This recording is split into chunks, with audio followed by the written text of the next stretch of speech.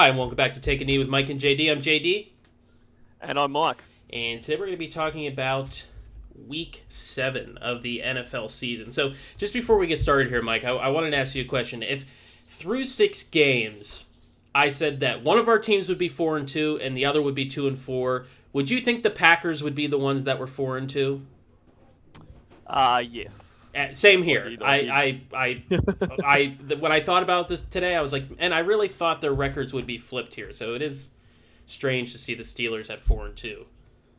No, it's been a very disappointing season so far for the Packers.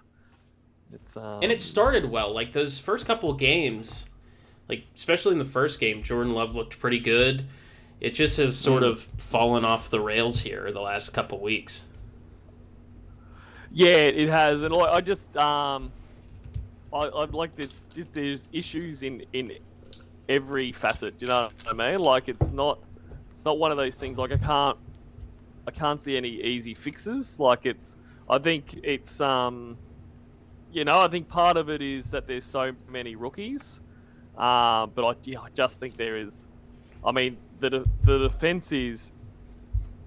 Like if you look at the stats, that you wouldn't say that the defense is awful. No, but yeah. Watching them in game situations, they are shocking. Like, I mean, and the disappointing thing is from a personnel point of view, they could be so much better. Like they're playing at a fairly low standard, and the reason it's not even worse is because they've got some really great individual players there. I'm at the point where I don't know what Joe Barry would have to do to get fired. Like his scheme hasn't ever worked. It's not working. I mean, offensive much when they come up against. I mean, I'm thinking about Minnesota right now. They must be so excited to play us. Yes. Like, they know that they're going to get so much space. It's all going to be prevent defense from the first down. It's just the cushions that they're provided with. Like it's that bad. Like I don't know if Joe Barry should have his betting accounts checked or something. Like he is. It's like he's giving the other. But I mean, yeah. Like honestly, I don't know how you get fired if you're Joe Barry with what you put up to still keep your job. Like you've got photos of someone or something. Anyone could be better. But on the other side, Matt LaFleur's leaving lots to be desired as well. Like our starts make no sense. We basically play with one down for most of our drives because you just know that they're going to burn the first two with running plays for no reason, and they're not like they're kind of trying to go outside or something. They're usually just running plays, hitting up the guts to make one yard if we're lucky. I don't get it. Like and then we've got issues like Love has seemingly regressed, but he's playing behind an offensive line that can't stop anyone. He doesn't have any time. It seems he seems real rattled in the pocket.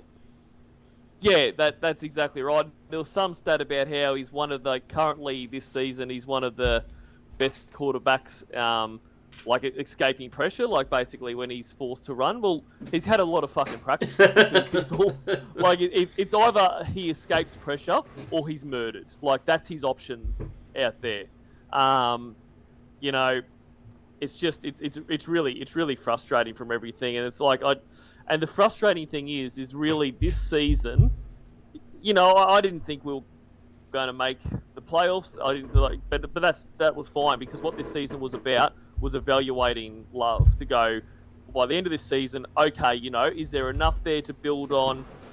Is he going to be a 5 to 10 year quarterback for us, or do we need to be going into this draft looking for a quarterback?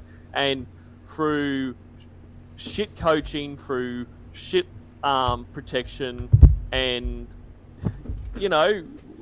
bad play calling, and receivers just running odd routes. Like at times receivers are running the exact same route, so they're almost running into each other. We don't know. Like at this stage, I would have to be saying you've got it. I think we're going to end up with a pretty high pick. That's probably the one positive from this season, and we probably need to be looking to use that pick on a quarterback. But because of everything else, we really don't know. Like this is to me, this is a wasted year now, because at least the goal of this year need to go, is Jordan Love it? And you probably have to say no, but I don't think that's a fair assessment. Like I could see us drafting another quarterback or whatever, and Love goes somewhere else, and I could see him playing really well. Well, in this point in time with Love, is next year's first round pick more valuable to get a lineman for him, or to get another big skill position for him, or is it better value to just kick the can and take a quarterback? If they're gonna, I think they unless Jordan Love completely implodes for the rest of the season, I probably don't think that they will go quarterback. But if they're gonna have a high pick, like you look at what the 49ers did, like they went out and they got Jimmy Garoppolo and he immediately gets hurt. They sort of tank. They get Bosa, like they retool their whole lineup and stuff. So even though they're struggling this year, I think that you get help for Love in this next draft with a high value pick, like they're most likely going to come out with. Yeah, that's probably what I would do too. I don't know what they're going to do though, because I don't. At this stage, you haven't seen enough of Love either way, and we tend to only draft quarterbacks when our current one is contracted for another 2 to 3 years. So, and also we don't draft receivers in the first round, so we're not going to get him help there. So I don't know. Maybe we'll take a defensive lineman or something. Yeah, you'll take another linebacker. Who knows? Or a punter. Yeah. Not sure. Yeah, but yeah, I'm pretty. In case it's it's not coming through, I'm pretty disappointed. Yeah, so there's a couple of things. So you look at this offense. The first 2 games of the season, the Packers scored a combined 62 points, and then the last 4 they've scored 68. So their offense has completely gone. Like, you look at it, the game, starting game 3 until the most recent game, 18, 20, 13, 17. Like, they're just not scoring. Yeah. And it's the first half, we do absolutely nothing. Like, it's just, and look, I think the thing that frustrates me, they do enough despite all this to stay in it, but a lot of the times like we were talking in the last 5 minutes of that game, you weren't watching it, but despite how bad we played, we had set up, like, you couldn't have scripted it better for a comeback win. Like, the Broncos were up, we scored to get 1 point ahead, with I think it was 4 or 5 minutes to go or whatever, and then we make the stop to get the ball back. So it's really just have a nice long drive, kick a field goal at the end. Obviously, touchdown would be better, but that's enough to do it. And we start off doing that really well. Like, Love makes a couple of good throws. I think from memory, someone had a pretty good run, and we're basically in field goal position, and they burn it down with a stupid run. And then Elton Jenkins, who, this is the thing, like, the rookies are getting let down by the guys that should know better. Like, he's not a rookie anymore. He's probably our best player on the O-line currently. All we need to do is maintain position. He gives away a fucking holding penalty, and that's basically game over. I'm like, seriously, like, all you had to do was not do that. And it's just, I just feel like there is no game awareness currently. Like, surely in that situation, it's let's just try to get a few more yards, make the kick a little bit easier for Anders Carlson, who has been, despite a shocking preseason, I think he's only missed one field goal the whole time. So he probably kicks the winner if you just maintain that. The only thing you had to not do was give away a 10-yard penalty, and then fucking what do? 10-yard penalty.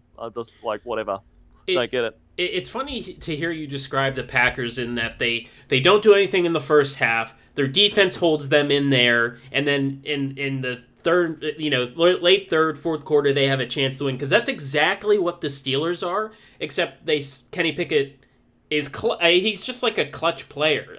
There's something about him. If you look at, he has all these comeback wins, and he's played. He started like 14, 15 games already. So, like last week, the defense kept them in, and he's able to go. It was like 6 for 6 or 7 for 7 in the fourth quarter. They scored 2 touchdowns, and they go and they win. And he looked good, and it really helped to have Deontay Johnson back because it's not just the George Pickens show anymore. You have, and I'm not the biggest Deontay Johnson fan because I think he drops the ball a lot, but you definitely could see the difference in offense with having your number one wide receiver back, which allowed George Pickens to not be double covered and him tear up the field. Now, both Deontay Johnson and George Pickens had stupid penalties called on them, which ruined some drives. But the Steelers, they're entertainingly not entertaining. And I don't know how to describe it because you watch it and they don't do anything. And then they'll have this one big splash play and they'll somehow be in the lead. And it helps having, the best, if not the best defensive player in football right now. I mean, TJ Watt, every game, basically, that they've won, has had a huge play somewhere in the second half. And they start out the second half against the Rams. He picks Matthew Stafford off and gives us the ball down near the 10-yard line, and it was an easy score for the Steelers to make. So he continues to just make these huge plays, which allowed the Steelers to take the lead with just 30 seconds gone in the third, which they then give up a touchdown. But Matthew Stafford, I don't think, had a completion in the whole fourth quarter. And we did get help. I don't think Kenny Pickett made the first down on that fourth down sneak. He clearly slipped, and I think he didn't make it. Now, the yellow line on the TV isn't official, but even looking at the side view, I don't think he got it. But let's say he doesn't get it. Is Matthew Stafford leading them down the field to win? He didn't, the defense had him figured out, and they would have to go down and score, basically. So, and there were still like 2.5 minutes left. They may have scored too early and allowed the Steelers to come back and score again, but we definitely did get lucky, with that spot, which allowed us to just take 3 knees and win. But there's something about Kenny Pickett in the fourth quarter. I mean, if Jordan Love kind of had that Kenny Pickett factor, the Packers would be 4-2 right now too. I mean, and that's it. It's just so I don't get it because for decent stretches of the game, Love plays really well. Like his reads are good. But he just gets in these situations where a lot of it. Like I think a lot of it has to fall on the coaching. Like because sure, they need to be like for instance that we never the fact that we got out of field goal range, that's nothing to do with Love. That is not his fault. Right. But so we get the ball back, and yes, it's Hail Mary stuff and that, but needs to be saying, okay, we have to get down the field a long way. It's probably they have to be saying to him, but we're not just going deep passes for the sake of deep passes. Like he can throw the ball a long way. At this point in his career, he is not accurate deep at all. Like I can't think of a deep ball he's thrown that has come off outside of a few ones where basically the receiver has made an amazing play. Like basically when he throws it deep, it's most likely going to be an interception unless the receiver gets himself in front of it and pulls off a play that probably should have been an interception. So they need to take that out of his game, and so that all had to be. And that's the thing. Like earlier in the first half, when things weren't we're playing really badly, everything was underneath all the time. The defense was reading it like a book, but probably that's the time to go. That the deep ball is going to get intercepted or it's not going to be completed. So go underneath there because at that point, the defense is probably playing a lot of preventing that and try to pick some up and just try to get down the field. You might come up short, but it's like what I mean. Like it's okay if you play underneath there and that you might run out of time to get the ground you need, but if you throw it deep, it's 100% sure you're not going to get it. So why not take the 20% chance rather than the 100%? Like, it's just I don't get it, and that's coaching. And I've always been like, back when Rodgers was here, I've always been of the, a lot of people were like, Matt LaFleur is such a good coach because Rodgers makes him look good, and then others were like, well, no, Matt LaFleur has taken Rodgers to another level, and others were probably more like, it's a bit of both. Like, Rodgers is having a few, like, probably some of his better years of his career where he won the MVP and all that kind of stuff. Well, I can't remember how many he won. Because, I think he has 4, and 2 back-to-back. I think 4 total. But really, at this point, if you have to be more on the side of, well, maybe a lot of it was Rodgers, like, because LaFleur looks awful at the moment, and I'm a big fan of his, so I don't take any pleasure in saying that. But I mean, at the end of the day, if he doesn't sack Barry, he's going to go down with that ship. So if he wants to do that, fucking go for it. Because I'm to the point I can't even like in a game when they flick over to Barry up in the box, I got to look away. Like, I just want to headbutt that motherfucker, to be completely honest. I can't stand him.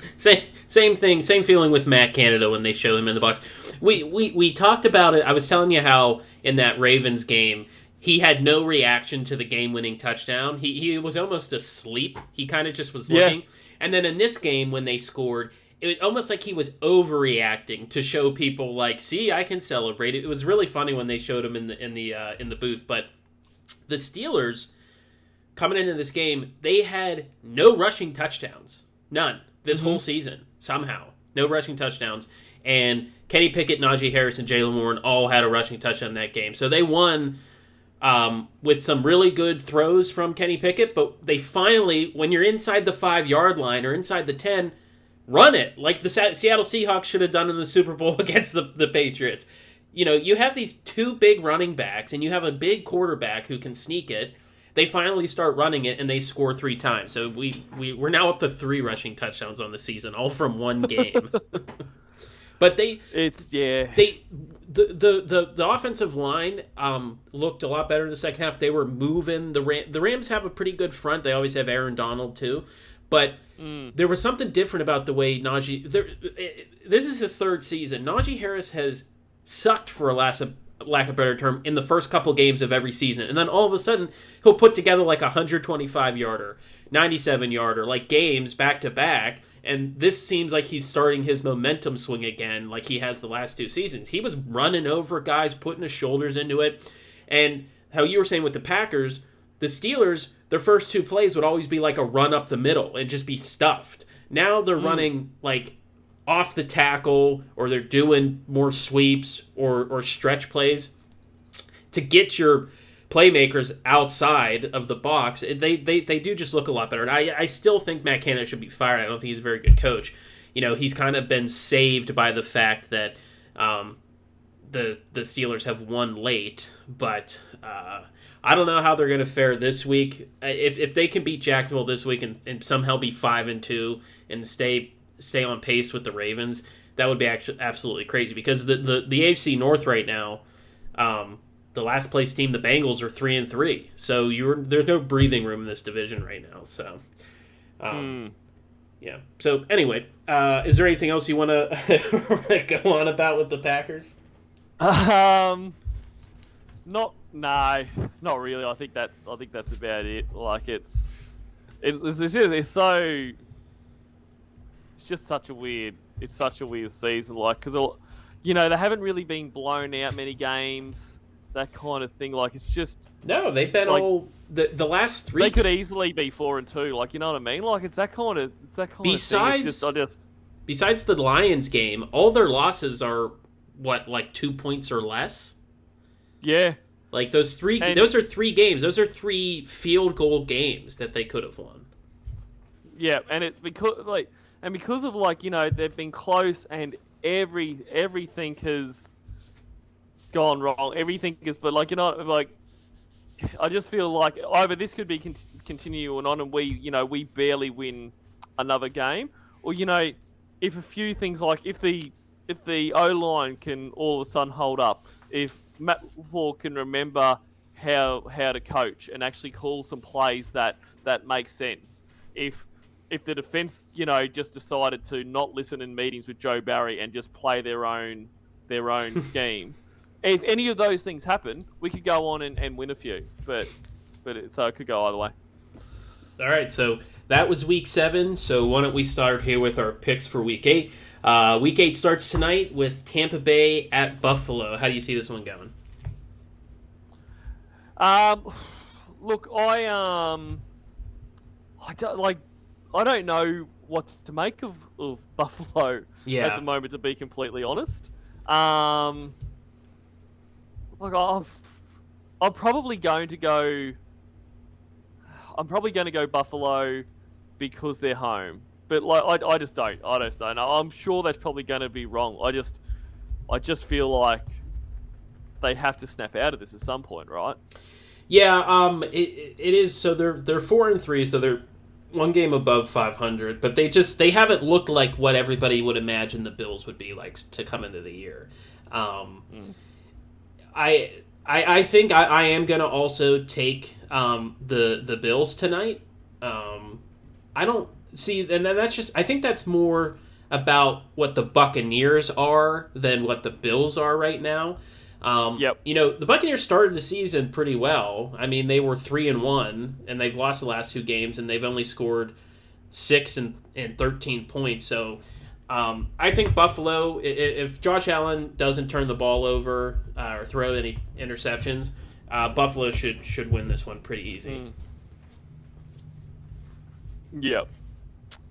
All right, so next up we've got Houston at Carolina. Houston should be pretty cut and dry. This is the first and second quarterback taken in the draft, but clearly C.J. Stroud hasn't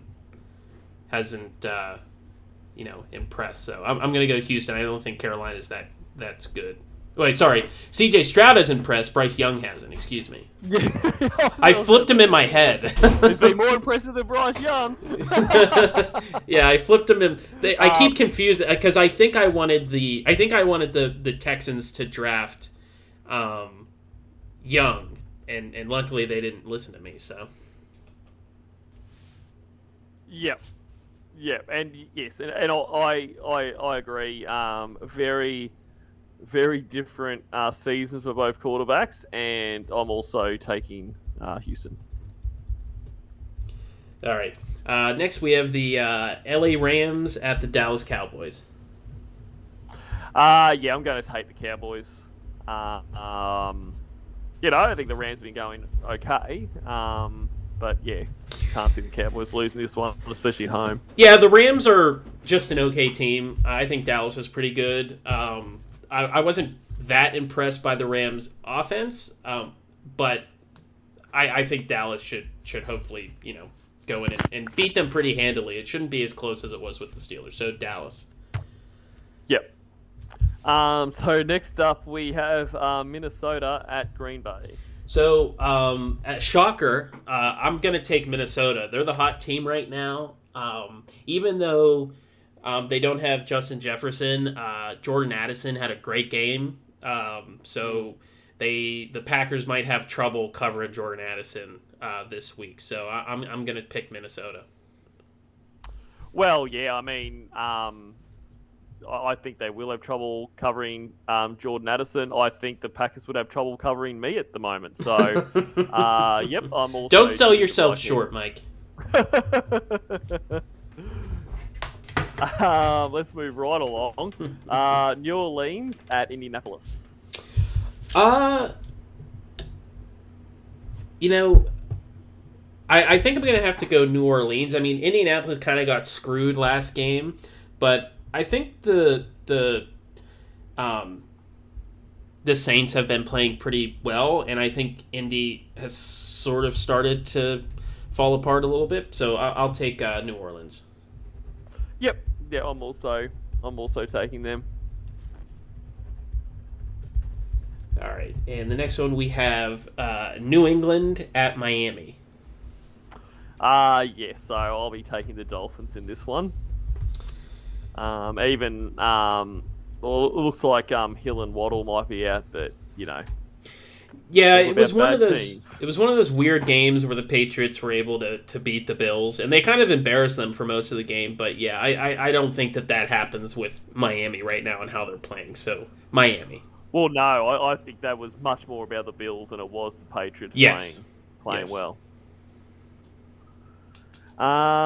Cool. So next up, we've got the two New York teams, the Jets at Giants. So it's a home and home game for both teams. I wanted to look it up. I wonder if MetLife Stadium has 3 locker rooms, one for the away team, and then the Jets and the Giants have their own that they always use. I wanted to look at that, but I forgot to. Yeah. So this is a naive Australian question. So they both play at the same stadium, do they? Yeah, so Is that they what- share the same stadium, just like the Chargers and the Rams.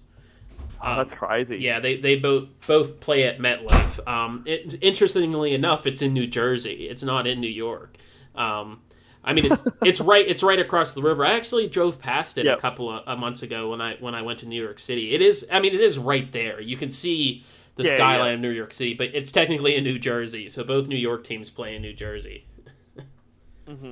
Yeah, so I'm going to go with the Giants. I don't think both teams are that great, but I think the Jets just kind of suck. So I am going to go with the Giants. That's pretty much my summation as well. I'm going the Giants because the Jets suck, which really pains me to say, obviously. All right, so we move on to Jacksonville at Pittsburgh. Actually, I want to hear your answer first. I think this is like the first team, maybe besides Baltimore, like recently that the Steelers have played, and Jacksonville has looked really good. They're 5-2, so I'm gonna take Jacksonville. I wouldn't be shocked if the Steelers win, but I think their offense is gonna give us a lot of trouble. So I'll take Jacksonville. I think it'll be like 24-21. It'll probably be the final score. So Jacksonville. Yeah, I'm going to go Jacksonville as well. I wouldn't be shocked if the Steelers won. Like, they're, as we're kind of talking before, they're really hard to know what's going to happen with the Steelers. They're a very unpredictable team this season. But Jacksonville have been going well, and after the bit of luck they got last week, maybe their luck runs out the Steelers here.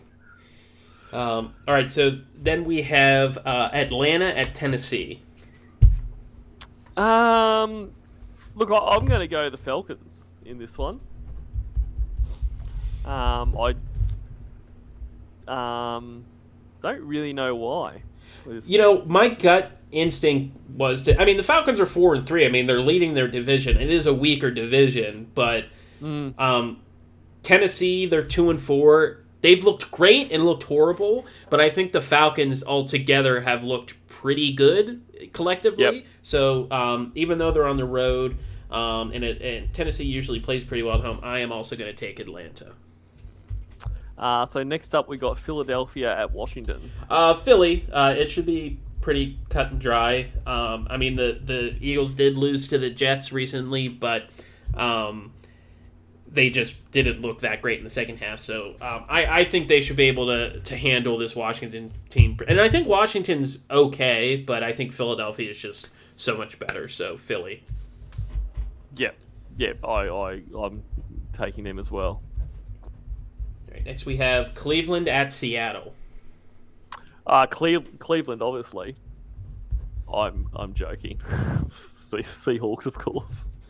Well, the Cleveland's 4-2 right now too. They did get lucky with those penalties at the end of the game, but even with great human being Deshaun Watson out, they almost looked better. they looked better without him in there. So with Walker at quarterback, but their defense didn't look very good. Their defense has looked great all year, and then they gave up 38 to Indianapolis, but Seattle. See, I think Cleveland's defense is better than Seattle's offense, but I don't.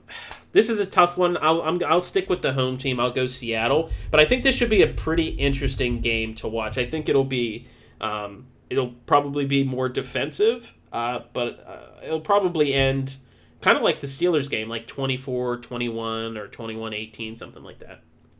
Mm-hmm. So next up we have Baltimore at Arizona. As long as the receivers don't drop a bunch of balls, Baltimore should win this game.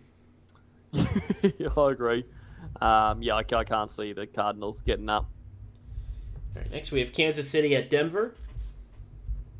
Kansas City. And I predict we'll see more of Taylor Swift than we do any of the actual game. Yeah, Kansas City should be. I mean, they had slight trouble with Denver a couple weeks ago, but it was just a weird night. But Kansas City should go into Mile High and probably put up 40 on the Broncos. The Denver aren't playing our defense anymore. No, you're playing against an NFL team this week, boys. What do we got next? Sorry. So Cincinnati at San Francisco. Fucking hell. Edit that out, please. San Francisco is on a losing streak somehow. Even though they looked unstoppable at the beginning of the year. They're back home now. They lost at Cleveland and Minnesota the last 2 weeks. The Cleveland one they should have won. Their kicker, missed the field goal, but Brock Purdy hasn't looked as good as he was for his first 12 starts. Cincinnati is the hot team right now, but I think playing at home, I think San Francisco gets back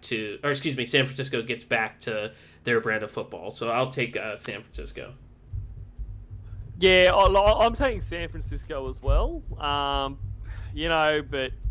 I was tempted to actually go the Bengals, as kind of I guess an outside pick because they're playing really well and but I just think at home the 49ers figure it out somewhat. But I have no doubt I'll regret this pick because should always go with your gut instinct, which was to be Cincinnati. All right, so a Sunday night game is Chicago at Los Angeles Chargers. Chargers. I'm going to take the Bears. Because really, we keep giving the Chargers they look good. Justin Herbert has continued to regress somehow, and they keep losing games that they should win. And Chicago, the last 3 or 4 weeks, has looked more like I don't want to say competent football team, but they've played better football. So I'm going to take the Bears in an upset in Los Angeles. Fuck that. The only thing that's keeping me happy this season is, the thought of the Bears doing poorly. So, anyway, and finishing us up is Las Vegas at Detroit. I think Detroit should win this one pretty easy. I agree. Yeah, I don't think it'll be close.